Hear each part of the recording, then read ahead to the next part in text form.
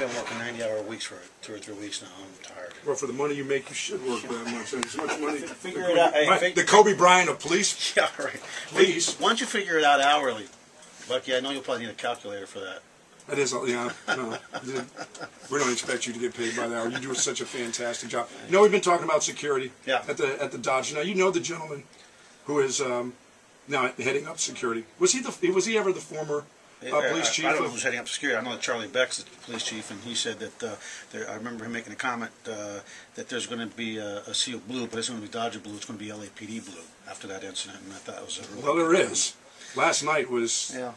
I was listening to you guys on the way in and what you're talking about. You know, if we do something proactively, we're overreacting, right. And if we don't do anything, because my job is to anticipate what's going to happen. My job, big part of my job, is anticipate challenges and keep an eye on things that are going on. And you know, you guys are right on point. You know, we're darned if we do, darned if we don't. And the sad thing is that I got to tell you, sporting events do have a lot of violence. There are a lot of fights. Is there really? Is there more than I ever think?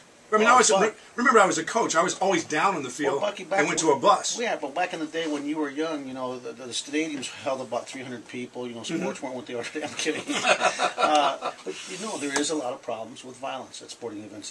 These guys go there, they drink, they're all wannabe all-stars, I guess, and I've seen fights. I can tell you, San Diego Charger fans, when the Raiders come into town in San Diego, my buddy does the security there at San Diego PD.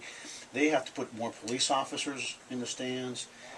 Hardly any of the Charger fans will wear their jerseys when the Raider fans come rolling in. I mean, would you say for University of Texas, a big football game, Texas Tech, or go to places, you would tell people to be on your toes, no matter. Be on your toes. If you got your family with you, you're wearing a different jersey, you should be on your toes. You just have to realize that there's a lot of idiots in the world, and you know, they worry more about a game where athletes that are making millions of dollars a year, you know, they lose, they go home, they do your yachts or whatever. I don't get too excited. I mean, I joke around about it because I do love sports, but it's nothing worth beating somebody over. There are a lot of gangbangers that go to Dodger Stadium. You know, I grew up there, so you have to be really aware, and you have to understand that there are a lot of fools in this world, and it's not worth you know, getting beat up over.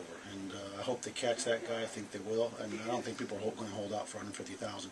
People will turn on their mother for 150,000. I was going to say they're going to find these guys. As soon as these guys make the mistake of telling the wrong person, the problem is the people that these guys are probably going to hang around with probably don't read papers too often. So trying to get the word out to these folks. What the LAP is going to have to do is, if they can get an idea of what part of the city. Is that tough part of the city? I mean, where Dodger Stadium is, how tough is that area? It's pretty tough. The Legion Park area is a pretty tough area, and you know, you got Ram Park close to there. So you get gangs that actually go. I mean, they said at any occasion 500, 600, 700,000 gang members in the stadium. That's not an exaggeration. That is not an exaggeration. I mean, and the sad thing is, Dodger Stadium is a beautiful place to go to watch. I'm going next Tuesday, by the way. Oh, is that right? I can't wait. I haven't been to a Dodger game in about 6 years, and I cannot wait. It's one of the jewels. It may be the only place you'll ever go, Bucky. When you actually go, I mean, you're so used to climbing up into a stadium, you descend into that stadium. You walk the parking lot. To the Rose Bowl. The parking lot is just a slight incline, and from there, I mean, when you enter the stadium, you're up top, and you work your way down. You walk into, hence the Chavez Ravine. Police Chief Art Acevedo has joined us this morning on Buck on Sports, and we want to thank him for being here.